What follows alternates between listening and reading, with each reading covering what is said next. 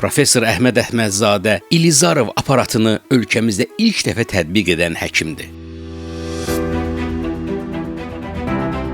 Əhməd Əhmədzadə 1946-cı ildə Qazax şəhərində anadan olub. O 1964-70-ci illərdə Azərbaycan Tibb Universitetinin Müalicə Profilaktika fakültəsində təhsil alıb. Əhməd bəyin peşəkar və elmi inkişafında Moskva şəhərində Mərkəzi Travmatologiya və Ortopediya İnstitutunda aldığı təhsil də xüsusi yer tutur. O 1988-ci ildə Moskvada doktorluq dissertasiyasını müdafiə edərək tibb elmləri doktoru adını qazanıb. Əhməd Əhmədzadə bundan sonra ölkəmizə qayıdıb və Azərbaycan Tibb Universitetinin Travmatologiya və Ortopediya kafedrasında professor kimi çalışıb. Professorun Azərbaycan travmatologiyasında ən böyük töhfələrindən biri İlizarov aparatı ilə bağlıdır. İlizarov aparatı sümüklərin sınıqlarının müalicəsi üçün tətbiq edilən halqalardan və nazik millərdən ibarət olan xarici bərkitmə sistemidir. Aparat öz adını ixtiraçısı Qavril İlizarovun şərəfinə alıb. Əhməd Əhmədzadə İlizarov aparatını Azərbaycanda ilk dəfə praktik olaraq tətbiq etmiş həkimdir. Bu yenilik sayəsində respublikada sınıqların və sümük deformasiyaların müalicəsində ən müasir yanaşmalardan istifadə olunub. O eyni zamanda sınıqlar zamanı yeni müalicə metodlarına üstünlük verərək travmatologiyanın inkişafında rol oynayıb.